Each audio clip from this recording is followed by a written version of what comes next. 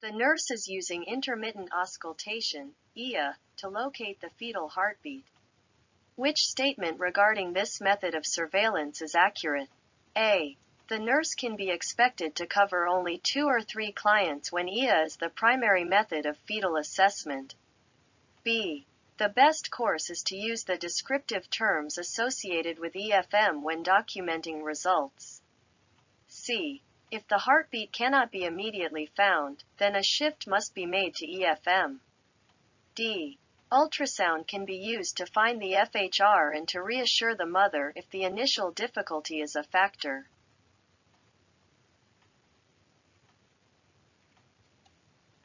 Answer. D.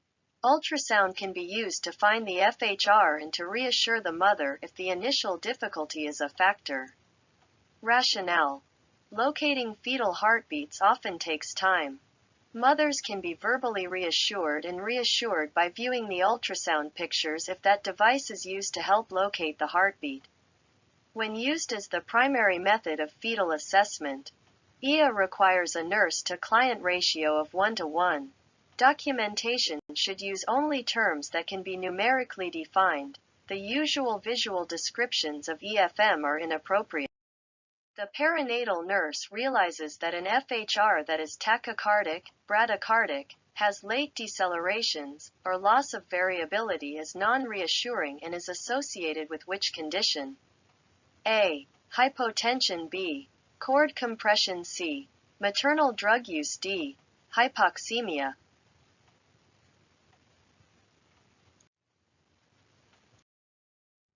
Answer. D. Hypoxemia. Rationale. Non-reassuring FHR patterns are associated with fetal hypoxemia. Fetal bradycardia may be associated with maternal hypotension. Variable FHR decelerations are associated with cord compression. Maternal drug use is associated with fetal tachycardia. Which definition of an acceleration in the fetal heart rate, FHR, is accurate?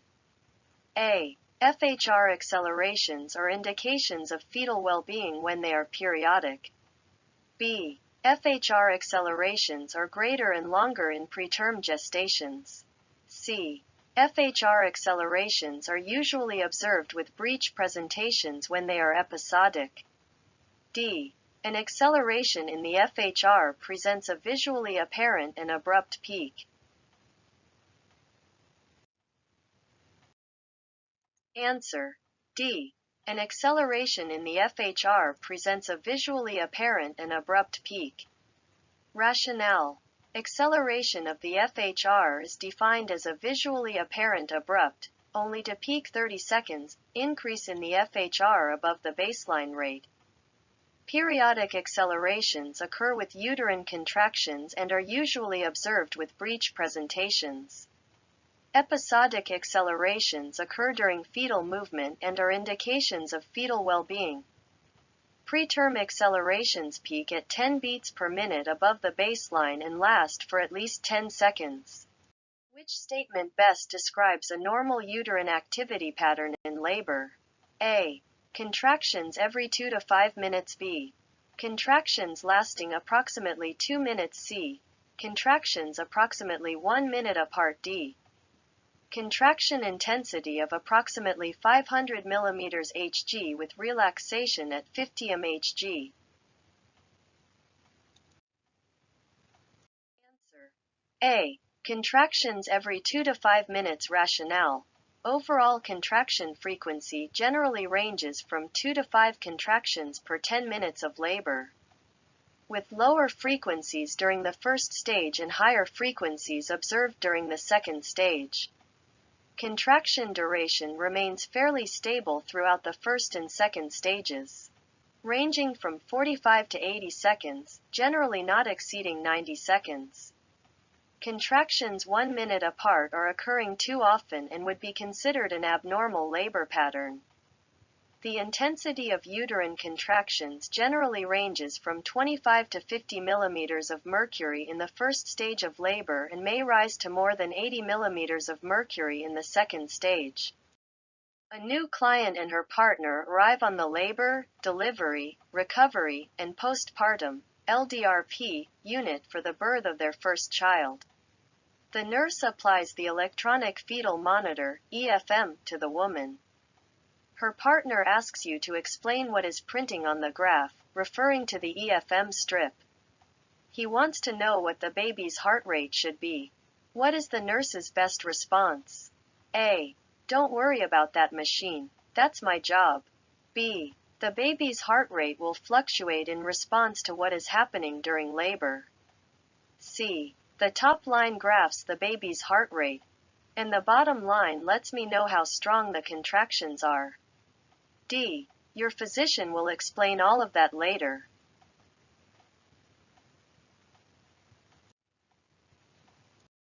Answer. B. The baby's heart rate will fluctuate in response to what is happening during labor. Rationale.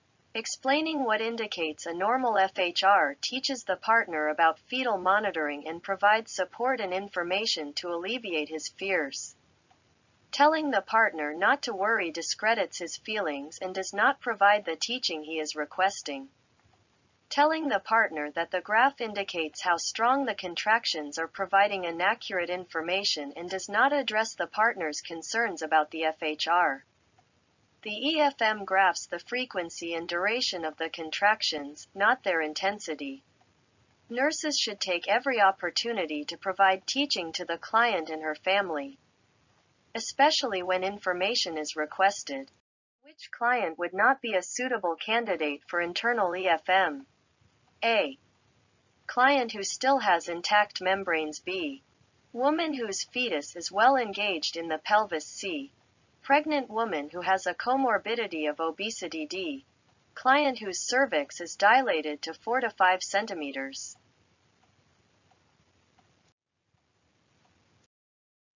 Answer.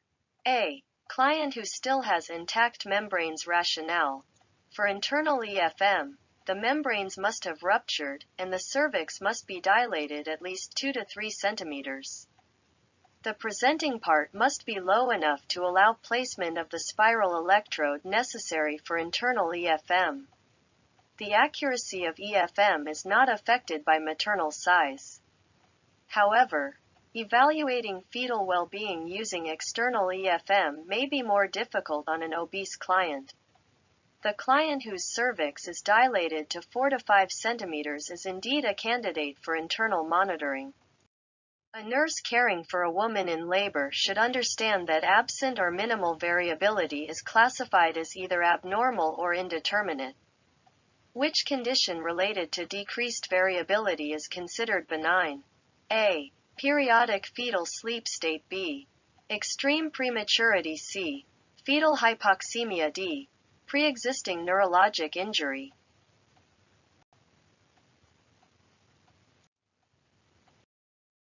Answer. A. Periodic fetal sleep state. Rationale. When the fetus is temporarily in a sleep state, minimal variability is present. Periodic fetal sleep states usually last no longer than 30 minutes. A woman in labor with extreme prematurity may display an FHR pattern of minimal or absent variability. Abnormal variability may also be related to fetal hypoxemia and metabolic acidemia. Congenital anomalies or a pre-existing neurologic injury may also result in absent or minimal variability.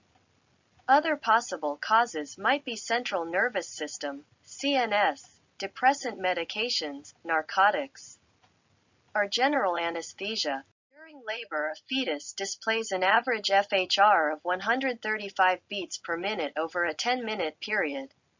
Which statement best describes the status of this fetus? A. Bradycardia. B. Normal baseline heart rate. C. Tachycardia. D. Hypoxia.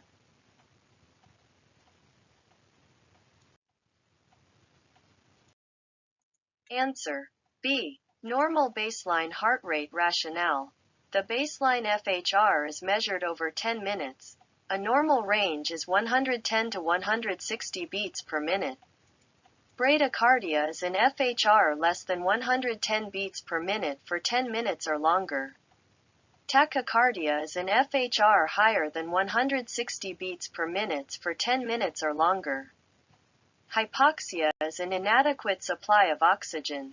No indication of hypoxia exists with a baseline FHR in the normal range. What is a distinct advantage of external EFM? A. The ultrasound transducer can accurately measure short-term variability and beat-to-beat changes in the FHR. B. The TOCO transducer can measure and record the frequency, regularity, intensity, and approximate duration of uterine contractions. C. The TOCO transducer is especially valuable for measuring uterine activity during the first stage of labor. D. Once correctly applied by the nurse, the transducer need not be repositioned even when the woman changes positions.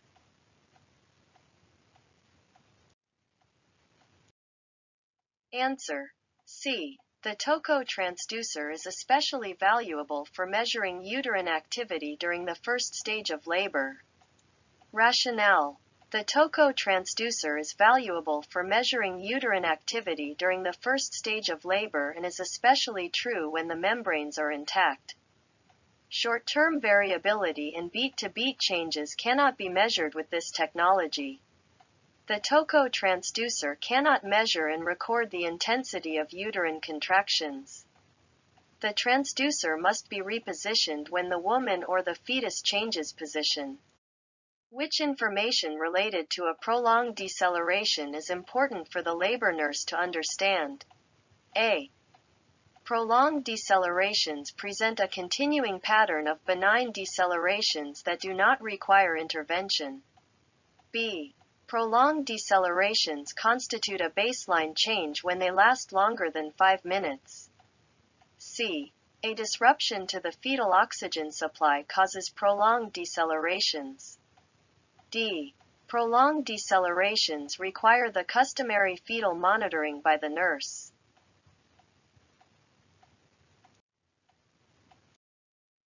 Answer: C. A disruption to the fetal oxygen supply causes prolonged decelerations. Rationale: prolonged decelerations are caused by a disruption in the fetal oxygen supply. They usually begin as a reflex response to hypoxia. If the disruption continues, then the fetal cardiac tissue, itself, will become hypoxic, resulting in direct myocardial depression of the FHR. Prolonged decelerations can be caused by prolonged cord compression, uteroplacental insufficiency, or perhaps sustained head compression.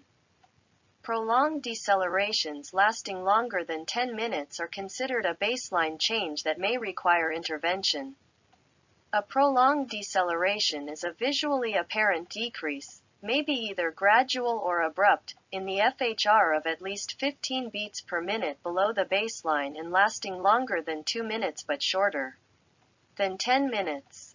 Nurses should immediately notify the physician or nurse midwife and initiate appropriate treatment of abnormal patterns when they see prolonged decelerations. In which situation would the nurse be called on to stimulate the fetal scalp? A. As part of fetal scalp blood sampling. B. In response to tocolysis. C. In preparation for fetal oxygen saturation monitoring. D. To elicit an acceleration in the FHR.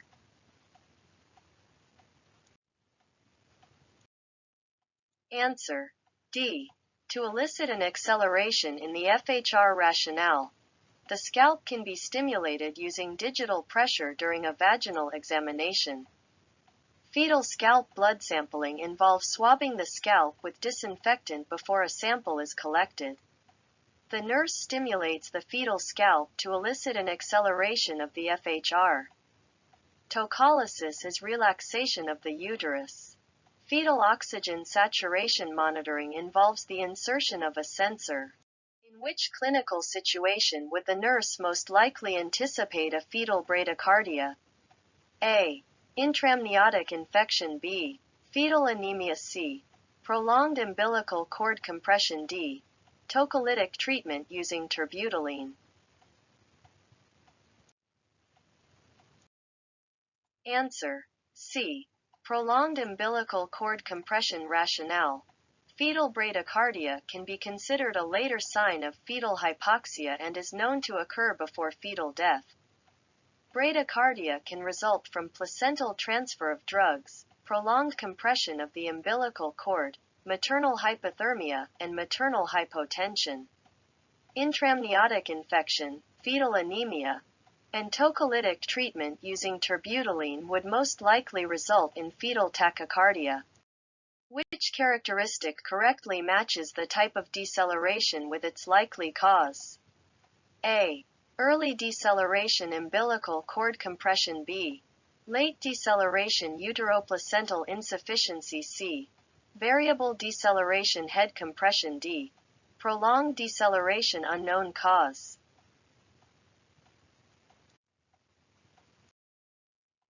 Answer. B. Late deceleration uteroplacental insufficiency. Rationale. Late deceleration is caused by uteroplacental insufficiency.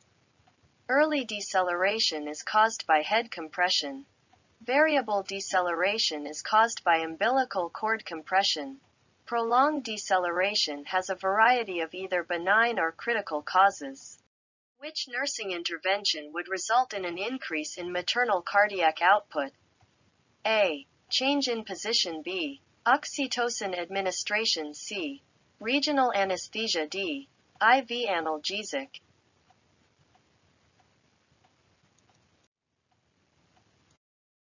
Answer. A. Change in position. Rationale. Maternal supine hypotension syndrome is caused by the weight and pressure of the gravid uterus on the ascending vena cava when the woman is in a supine position.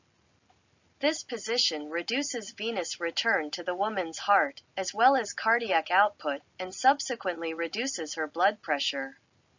The nurse can encourage the woman to change positions and to avoid the supine position. Oxytocin administration, regional anesthesia, and IV analgesic may reduce maternal cardiac output. Which FHR decelerations would require the nurse to change the maternal position?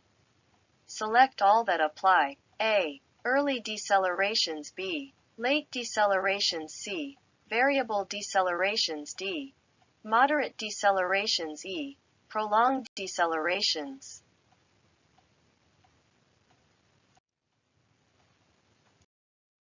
Answer. B. Late decelerations. C. Variable decelerations. E. Prolonged decelerations. Rationale. Early decelerations and accelerations do not generally need any nursing intervention. Late decelerations suggest that the nurse should change the maternal position, lateral. Variable decelerations also require a maternal position change, side to side. Moderate decelerations are not an accepted category. Prolonged decelerations are late or variable decelerations that last for a prolonged period, longer than 2 minutes, and require intervention. What physiologic change occurs as the result of increasing the infusion rate of non-additive IV fluids? A. Maintaining normal maternal temperature. B. Preventing normal maternal hypoglycemia. C. Increasing the oxygen carrying capacity of the maternal blood. D. Expanding maternal blood volume.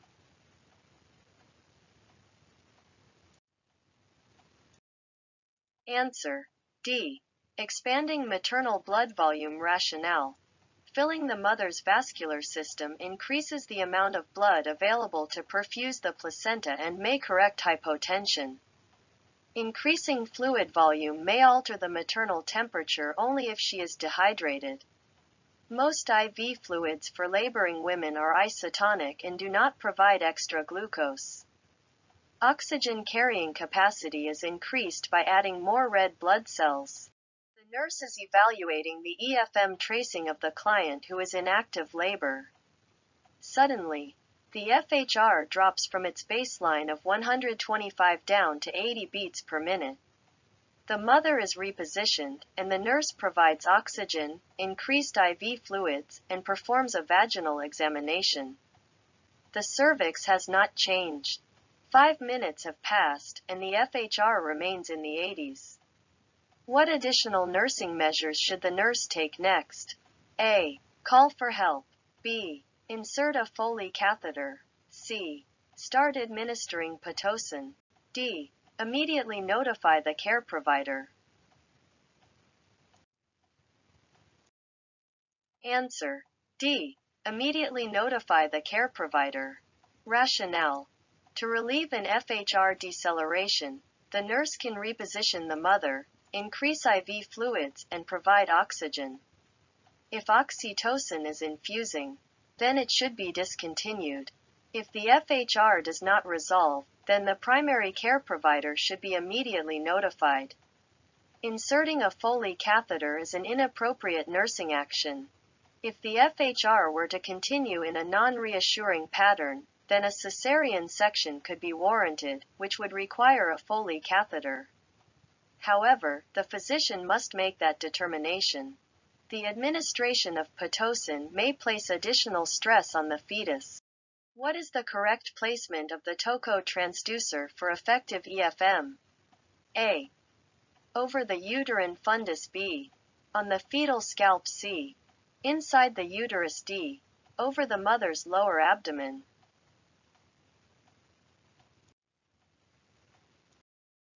Answer: A. Over the uterine fundus. Rationale: the TOCO transducer monitors uterine activity and should be placed over the fundus, where the most intensive uterine contractions occur. The TOCO transducer is for external use. In assessing the immediate condition of the newborn after birth, a sample of cord blood may be a useful adjunct to the APGAR score. Cord blood is then tested for pH, carbon dioxide, oxygen, and base deficit or excess. Which clinical situation warrants this additional testing? Select all that apply. A. Low 5-minute APGAR score. B. Intrauterine growth restriction, IUGR. C. Maternal thyroid disease. D. Intrapartum fever. E. Vacuum extraction.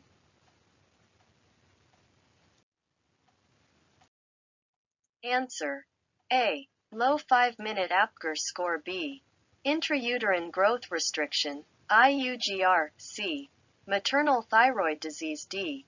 Intrapartum fever. Rationale: the American College of Obstetricians and Gynecologists, ACOG, suggests obtaining cord blood values in all of these clinical situations except for vacuum extractions deliveries.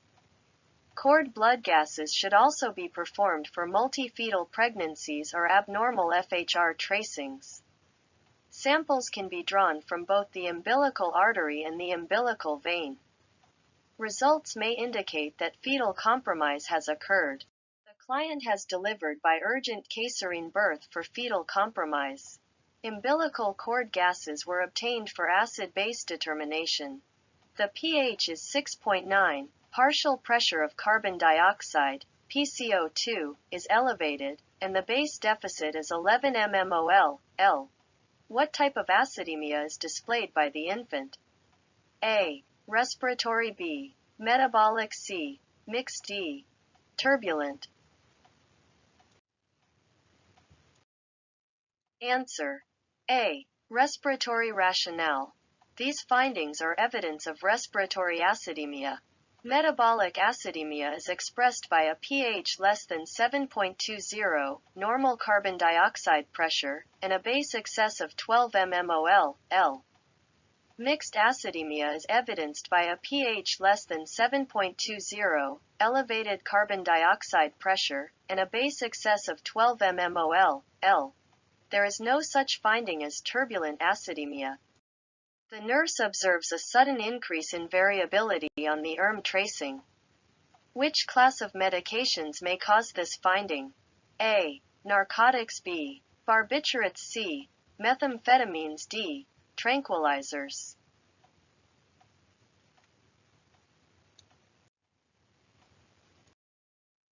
Answer: C. Methamphetamines. Rationale: narcotics, barbiturates, and tranquilizers may be causes of decreased variability, whereas methamphetamines may cause increased variability. A tiered system of categorizing FHR has been recommended by professional organizations. Nurses, midwives, and physicians who care for women in labor must have a working knowledge of fetal monitoring standards and understand the significance of each category. What is the correct nomenclature for these categories? Select all that apply. A. Reassuring. B. Category 1C. Category 2D. Non-reassuring. E. Category 3.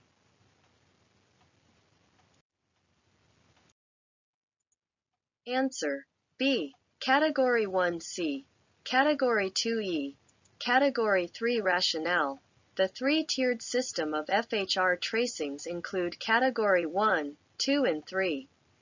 Category 1 is a normal tracing requiring no action. Category 2 FHR tracings are indeterminate and includes tracings that do not meet Category 1 or 3 criteria. Category 3 tracings are abnormal and require immediate intervention. According to the National Institute of Child Health and Human Development, NICHD, three-tier system of FHR classification. Category 3 tracings include all FHR tracings not categorized as Category I or II. Which characteristics of the FHR belong in Category 3? Select all that apply. A. Baseline rate of 110 to 160 beats per minute. B. Tachycardia. C. Absent baseline variability not accompanied by recurrent decelerations. D. Variable decelerations with other characteristics such as shoulders or overshoots. E. Absent baseline variability with recurrent variable decelerations. F. Bradycardia.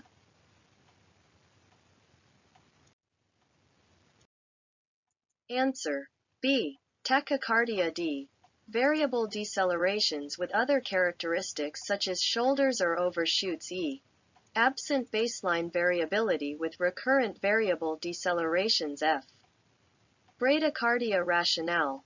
Tachycardia, variable decelerations with other characteristics, absent baseline variability with recurrent variable decelerations. And bradycardia are characteristics that are considered non-reassuring or abnormal and belong in Category 3.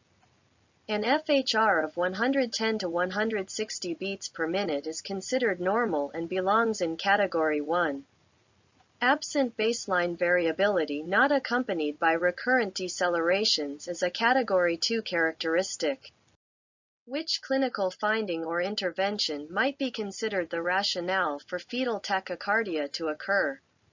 A. Maternal fever. B. Umbilical cord prolapse. C. Regional anesthesia. D. Magnesium sulfate administration.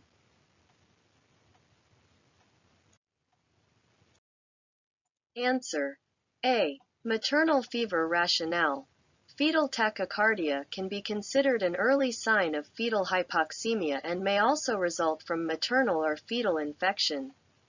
Umbilical cord prolapse, regional anesthesia, and the administration of magnesium sulfate will each more likely result in fetal bradycardia, not tachycardia.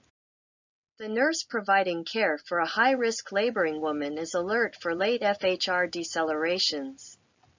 Which clinical finding might be the cause for these late decelerations? A. Altered cerebral blood flow. B. Umbilical cord compression. C. Uteroplacental insufficiency. D. Meconium fluid.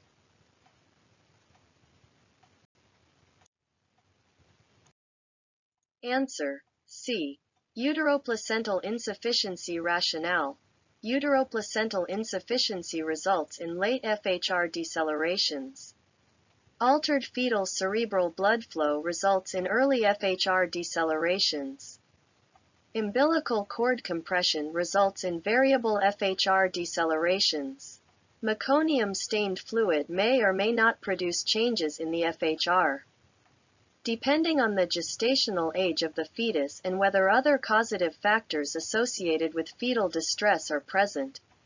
While evaluating an external monitor tracing of a woman in active labor, the nurse notes that the FHR for 5 sequential contractions begins to decelerate late in the contraction, with the nadir of the decelerations occurring after the peak of the contraction. What is the nurse's first priority? A. Change the woman's position. B. Notify the healthcare provider. C. Assist with amnio infusion. D.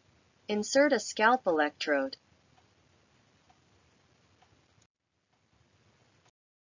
Answer. A. Change the woman's position. Rationale. Late FHR decelerations may be caused by maternal supine hypotension syndrome. These decelerations are usually corrected when the woman turns onto her side to displace the weight of the gravid uterus from the vena cava.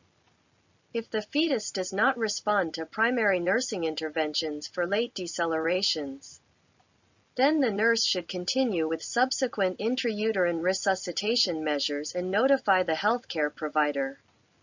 An amnio infusion may be used to relieve pressure on an umbilical cord that has not prolapsed. The FHR pattern associated with this situation most likely will reveal variable decelerations. Although a fetal scalp electrode will provide accurate data for evaluating the well-being of the fetus, it is not a nursing intervention that will alleviate late decelerations, nor is it the nurse's first priority. What is the most likely cause for variable FHR decelerations? A. Altered fetal cerebral blood flow. B. Umbilical cord compression. C. Uteroplacental insufficiency. D. Fetal hypoxemia.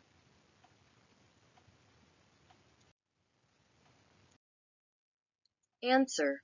B. Umbilical cord compression. Rationale.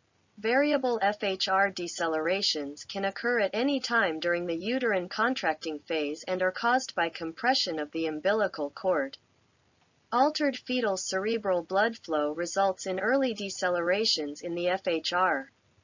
Uteroplacental insufficiency results in late decelerations in the FHR. Fetal hypoxemia initially results in tachycardia and then bradycardia if hypoxia continues. Which FHR finding is the most concerning to the nurse who is providing care to a laboring client? A. Accelerations with fetal movement. B. Early decelerations. C. Average FHR of 126 beats per minute. D. Late decelerations.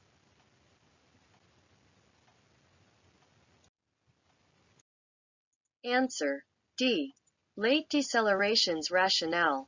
Late decelerations are caused by uteroplacental insufficiency and are associated with fetal hypoxemia. Late FHR decelerations are considered ominous if they are persistent and left uncorrected. Accelerations with fetal movement are an indication of fetal well-being. Early decelerations in the FHR are associated with head compression as the fetus descends into the maternal pelvic outlet. They are not generally a concern during normal labor. An FHR finding of 126 beats per minute is normal and not a concern. Which alteration in the FHR pattern would indicate the potential need for an amnio infusion? A. Variable decelerations. B. Late decelerations. C. Fetal bradycardia. D. Fetal tachycardia. Answer. A. Variable decelerations. Rationale. Amnio infusion is used during labor to either dilute meconium-stained amniotic fluid or supplement the amount of amniotic fluid to reduce the severity of variable FHR decelerations caused by cord compression. Late decelerations are unresponsive to amnio infusion. Amnio infusion is not appropriate for the treatment of fetal bradycardia and has no bearing on fetal tachycardia. What are the legal responsibilities of the perinatal nurses? A. Correctly interpreting FHR patterns, initiating appropriate nursing interventions, and documenting the outcomes. B. Greeting the client on arrival, assessing her status, and starting an IV line. C. Applying the external fetal monitor and notifying the healthcare provider. D. Ensuring that the woman is comfortable. Answer. A. Correctly interpreting FHR patterns, initiating appropriate nursing interventions, and documenting the outcomes. Rationale. Nurses who care for women during childbirth are legally responsible for correctly interpreting FHR patterns, initiating appropriate nursing interventions based on those patterns, and documenting the outcomes of those interventions, greeting the client on arrival, assessing her, and starting an IV line are activities that should be performed when any client arrives to the maternity unit. The nurse is not the only one legally responsible for performing these functions. Applying the external fetal monitor and notifying the healthcare provider is a nursing function that is part of the standard of care for all obstetric clients and falls within the registered nurses' scope of practice. Everyone caring for the pregnant woman should ensure that both she and her support partner are comfortable. What is the most likely cause for early decelerations in the fetal heart rate (FHR) pattern? A. Altered fetal cerebral blood flow. B. Umbilical cord compression. C. Uteroplacental insufficiency. D. Spontaneous rupture of membranes. Answer: A. Altered fetal cerebral blood flow. Rationale: early decelerations are the fetus response to fetal head compression. These are considered benign, and interventions are not necessary. Variable decelerations are associated with umbilical cord compression. Late decelerations are associated with uteroplacental insufficiency.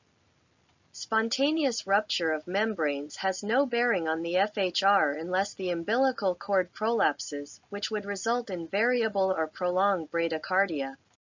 The nurse who provides care to clients in labor must have a thorough understanding of the physiologic processes of maternal hypotension. Which outcome might occur if the interventions for maternal hypotension are inadequate? A. Early FHR decelerations. B.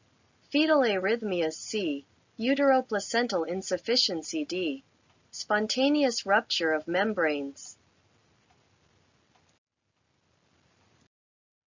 Answer: C.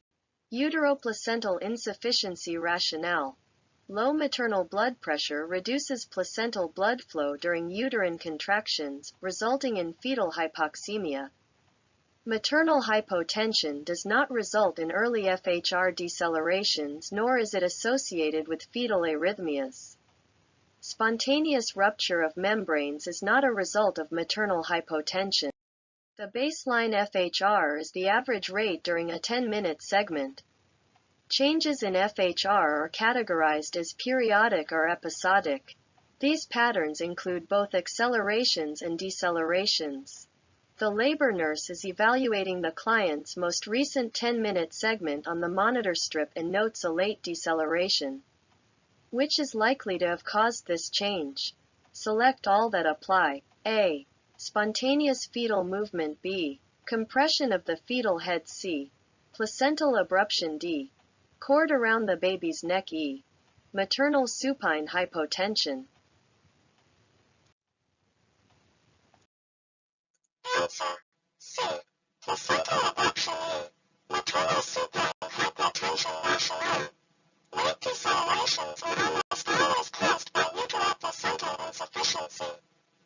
Insufficiency is caused by uterine toxicity. Maternal hypotension, epidural or spinal anesthesia, IUGR, intra-aortic infection, and placental abruption. Spontaneous fetal movement, vaginal examination, fetal scalp stimulation, fetal reaction to external signs, uterine contractions, fetal pressure, and abdominal palpation are all likely to cause accelerations of the FHR. Early decelerations are most often the result of fetal head compression and may be caused by uterine contractions, fetal pressure, vaginal examination, and the placement of an internal electrode. A variable deceleration is likely caused by umbilical cord compression, which may happen when the umbilical cord is around the baby's neck, leg, or other body part on a short cord. A knot in the cord, or a prolapsed cord, is present. The nurse's role is assisting with pushing and positioning. Which guidance should the nurse provide to her client in active labor? A.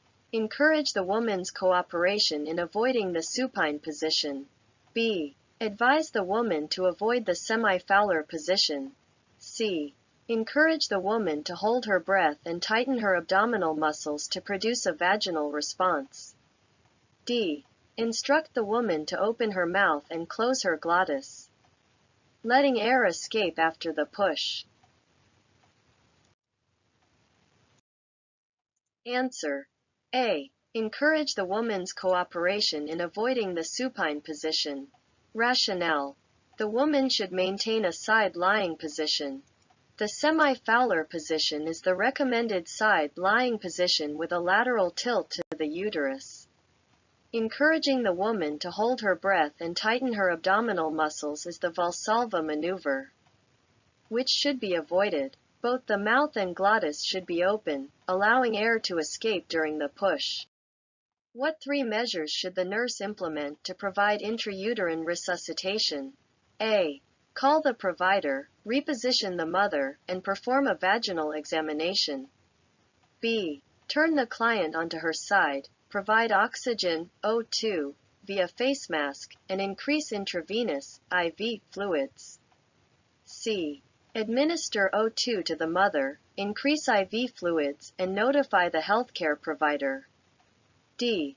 Perform a vaginal examination, reposition the mother, and provide O2 via face mask.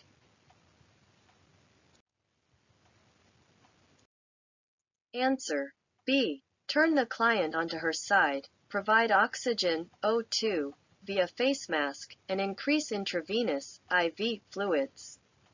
Rationale: basic interventions for the management of any abnormal FHR pattern include administering O2 via a non-rebreather face mask at a rate of 8 to 10 L per minute, assisting the woman onto a side-lying, lateral position, and increasing blood volume by increasing the rate of the primary IV infusion. The purpose of these interventions is to improve uterine blood flow and intervillous space blood flow and to increase maternal oxygenation and cardiac output. The term intrauterine resuscitation is sometimes used to refer to these interventions. If these interventions do not quickly resolve the abnormal FHR issue, then the primary provider should be immediately notified.